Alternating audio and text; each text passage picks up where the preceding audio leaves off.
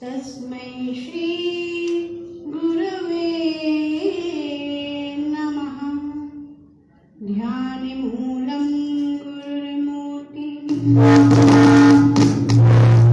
पूजामूलं गुरुर्पदम्, मन्त्रमूलं गुरुर्वाक्यम्, मोक्षमूलं गुरुकृपः। शङ्करं शङ्कराचार्यं केशवं बादरायणं सूत्रभाष्यकृतौ वन्दे भगवन्तौ पुनः पुनः। ईश्वरो गुरुरात्मेति मूर्तिभेदविभागिनं व्योमवद्व्याप्तदेहाय दक्षिणामूर्तये नमः। बोलिए सद्गुरुदेव भगवान की जय, सच्चिदानंद भगवान की जय, हरिद्वार धाम की जय, गंगा मैया की जय, सब संत महापुरुषों की जय, सब भक्तों की जय। ओम नमः पार्वती पते, हर हर महादेव। परम मंगलदायक ये वेदांत सम्मेलन अनुष्ठान, जहाँ पर संतों का सदा ही निरंतर आगमन रहा है, ऐसे पूज्य मंच में हमारे पूज्य संतों को मैं चरणों में प्रणाम करती हूँ। हम अपनी गुरु परंपरा, जहाँ हमारे ज्ञानी महाज्ञानी महापुरुष वेदांत के शिरोमणि हम संत महापुरुष की शरणों में हम अपनी आश्रय लेते हैं, मैं उनको भी प्रणाम करती हूँ। और हमारे दक्षिण पास में जो हमारे गुरु स्वरूप जो विराजमान हैं भाई, मैं उनको भी प्रणाम करूँगी। और यहाँ पर जो बैठे श्रोता हैं, जो मेरे अतिशय प्रिय भक्त, मैं अनुरागी श्रद्धा में मातृशक्ति, मैं सबको नमन और प्रणाम करती हूँ। ये मंच बहुत पावन है। पावन इसलिए भी ये समस्त पूरे जो परमानंद भंडार है, जिसमें परम आनंद की ही वर्षा होती है, जहाँ पर वेदांत वेद उपनिषद आदि की ही चर्चा का, जो तत्व ज्ञान की चर्चा के लिए यहाँ पर निरंतर प्रतिवर्ष हमारे पूज्य गुरुदेव युग पुरुष स्वामी परमानंद गिरी जी महाराज जी भी का आगमन आज होगा। और मैं उन्हीं की कृपा पाश शिष्या साध्वी जागरण चेतना गिरी हूँ और बड़ा भाग्यशाली हूँ, क्योंकि मैं तो एक छोटी बालिका हूँ। अपने गुरुओं के उच्चिष्ट संतों से जो प्रसाद मिलता है वही ग्रहण करके समाज में जो वितरण, क्योंकि पूज्य गुरुदेव हमेशा कहते हैं ये बात है कि जो हम ग्रहण करें उसको वितरित करना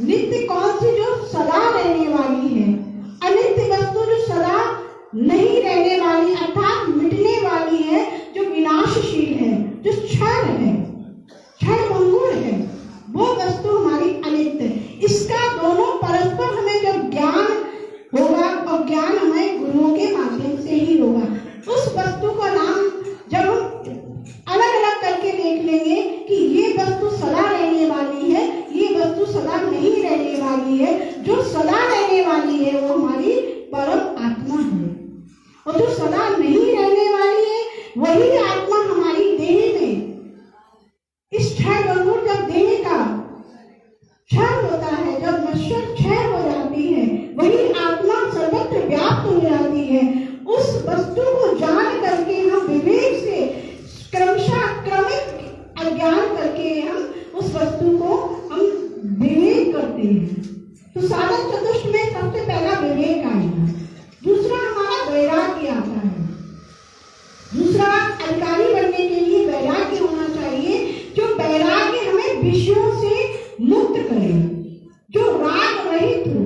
क्योंकि वैराग्य भी पूछा जाए किससे किया जाए, तो कहा कि ये महल छोड़ने, ये सब सारी चीज जो हमें सांसारिक भौतिक वस्तुएं उनको, तो इनमें भी रह कर के भी हम राग रहित हो सकते हैं, इन सब में रहकर, क्योंकि विषय हमारे साथ ही जुड़े हैं, इंद्रियों के साथ विषयों, क्योंकि छोड़ना इतना सरल नहीं है।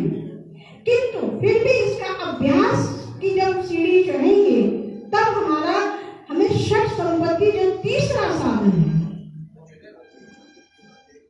वेदांत के अधिकारी के लिए तीसरा साधन षट संपत्ति है, जिसमें 6 अंग आते हैं। तो इसकी भी क्रमिक साधना है कि हम किस साधना की ओर बढ़ते हैं, क्योंकि ये पूरा जो वेदांत एक ऐसा श्रवण करने के जो अधिकारी है, उसमें भी ये सब घटित होंगे, तभी हम उस परम आत्मा परम लक्ष्य तक पहुंच पाएंगे। तो कहा कि षट संपत्ति क्या है, जो 6 संपत्ति बताई है, जिसमें श्रम है, दम है, उपरति है, तितिक्षा है, श्रद्धा है, समाधान है। तो श्रम किसका करना है, मन का निग्रह बताया। श्रम का अर्थात मन का निग्रह, दम का अर्थात हमें इंद्रिय निग्रह, इंद्रियों से हम विषयों की ओर डिटैच की यात्रा हमारी होने लगे, तो हमें समझे कि दम की ओर हम बढ़ेंगे। उपरति हमें उपराम होने लगे कि हमें ये चीजें मेरी वस्तु उपयोग की तो है, मेरी आवश्यकता तो है, लेकिन एक उपराम की स्थिति का नाम भी साधन का अधिकारी बताया गया है। दूसरा हमारा तितिक्षा, तितिक्षा जिसमें द्वंद्वात्मक स्थिति हो, जिसमें 2 है, सुख दुख है, हानि लाभ है, जय पराजय है, मान अपमान है, ये जो द्वंद्वात्मक स्थिति में हम तितिक्षु रहे।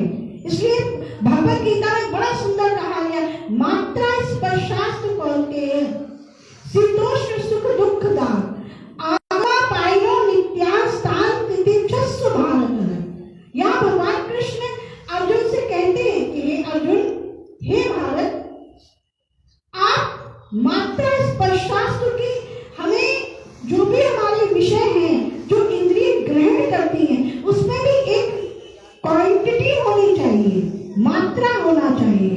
जैसे हम कितनी मात्रा, कितना हम, अगर यही मेरी तरकारी में, मेरी साग भाजी में नमक की मात्रा कितनी होनी चाहिए, अधिक नमक पड़ता है तो भी दिक्कत है, और कम पड़ता है तो स्वादिष्ट नहीं है, इसलिए मात्रा।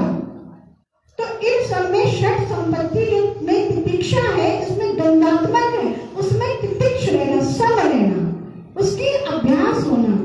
और श्रद्धा, सभी जानते हैं, श्रद्धा जब मेरी बढ़ेगी तब हमें कहीं ज्ञान की प्राप्ति, श्रद्धावान लभते ज्ञान, श्रद्धा की प्राप्ति से ही हमें ज्ञान का प्राप्त होगा। श्रद्धा किससे करना चाहिए, गुरु के प्रति मेरी श्रद्धा हो, भक्ति हो, उनके प्रति विश्वास हो, उनके शब्दों में, उनके वचनों में, उनकी सेवा चर्या में जब मेरी श्रद्धा बढ़ती, प्रीति बढ़ती है, तब हम उसके अधिकारी बनते हैं।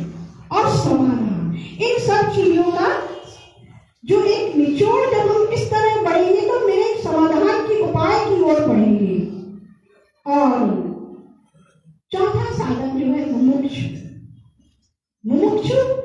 मोक्ष की इच्छा करना। मुमुक्षु कौन है? जो हमें सच में ये जान ले, सच में हम मानना प्रारंभ करें कि हमें मोक्ष चाहिए अर्थात मुक्ति की इच्छा चाहिए, और जितना हम मुक्ति की इच्छा की ओर बढ़ेंगे वही हम अधिकारी भी कहलाएंगे। लेकिन ये मुक्ति इतनी आसान नहीं है, कहने मात्र से नहीं है, शब्द मात्र से नहीं है। ये मुक्ति हमें सीखनी पड़ेगी। मुक्ति कौन इच्छा है वो हम सद्गुरुओं से सीखेंगे। ऐसे साधन संपन्न चतुष्ट जो है, हम इनको जब साधते हैं, क्योंकि वेदांत में 3 चीज बताई गई है। वेदांत के सबसे पहला जो साधन ये भी बताया कि श्रवण करना है। श्रोतव्यो मंतव्यो निधिध्यासनतव्य, यानी कि श्रोतव्य श्रवण किया जाए। श्रवण जो हमने किया, सेकंड स्टेप हमारा मनन किया जाए। मनन के बाद निधिध्यासन, जो हमने श्रवण किया है, श्रवण में यदि हमने मनन नहीं किया, चिंतन नहीं किया जिस विषय, तो भी हम उसके अधिकारी नहीं बन सकते हैं। और यदि श्रवण किया, मनन किया, निधिध्यासन, तो हमने उसकी प्रैक्टिस नहीं किया, अभ्यास नहीं किया। तो निधिध्यासन का अर्थ है प्रैक्टिस, अभ्यास। जो सद्गुरुओं ने साधन बताए उसका हम अभ्यास करें। तो श्रवण, मनन, निधिध्यासन। इसलिए उपनिषद बृहदारण्यक उपनिषद में बहुत स्पष्ट याज्ञवल्क्य जी ने अपनी पत्नी मैत्रेयी जी से कहा, आत्मा आनेवा दृष्टव्यो श्रोतव्यो मंतव्यो निधिध्यासनतव्यो, कि हे मैत्रेयी, कोई वस्तु यदि जानने योग्य है तो वो आत्मा ही है। आत्मा को हम जान सकते हैं, और वो आत्मा जानने के लिए 3 साधनों को अपनाना पड़ेगा, श्रवण, मनन और निधिध्यासन। इसलिए जो कुछ भी अगर हम जानने आए हैं अपनी इस देह से, इस मनुष्य काया से, वो आत्मा को भी जानने आए, जिससे ये पूरी संचालित हमारी व्यवस्था है। जिस प्रकार से ये पूरे प्रोग्राम में जो रोशनी प्रतीकात्मक हमें दिख रही है, इसका अंदर कोई ना कोई पावर है ना, कोई सेंटर है ना, इसका कोई विद्युत का एक स्पार्क है जो पूरी जगमगा रहा है। तो ऐसा विषय, गंभीर विषय है वेदांत, और इस विद्या को बहुत क्लिष्ट भी कहा गया है, क्योंकि वेदांत है ही वेदों का अंतिम भाग, जो नॉलेज पार्ट कहा जाता है। उत्तर भाग को हम वेदांत कहते हैं, और वेदांत को समझने के लिए ही हमें पूरा जीवन लग जाता है साधन करते करते। इसलिए हमें श्रोत्रिय ब्रह्मनिष्ठ गुरुओं की शरण में हम जितना जल्दी पहुंचे उतना ही मेरा कल्याण है, और हम अपने को जान सकेंगे। इस जो चिदानंद मेरे भीतर बैठा, मैं तो 2 है ना, एक मेरा एक छोटा जो इतना अहंकार रूप में जो मैं, एक मेरा मैं वो शुद्ध चैतन्य चिदानंद रूप शिवोहम। ऐसी मैं जो परमात्मा, जो शुद्ध चैतन्य को हम जानने के लिए उत्सुक है, अग्रसर है, वो ही मनुष्य बड़भागी कहा गया है। इसलिए हम बड़भागी बने और भी संत महापुरुषों की वाणी को हम श्रवण करेंगे। आज हमारे पूज्य गुरुदेव प्रातः स्मरणीय साईं वंदनीय युग पुरुष भगवान का भी आगमन होगा। आप सबको उनकी वाणी श्रवण लाभ मिलेगी। इसी के साथ साथ मैं अपनी वाणी विराम देंगी।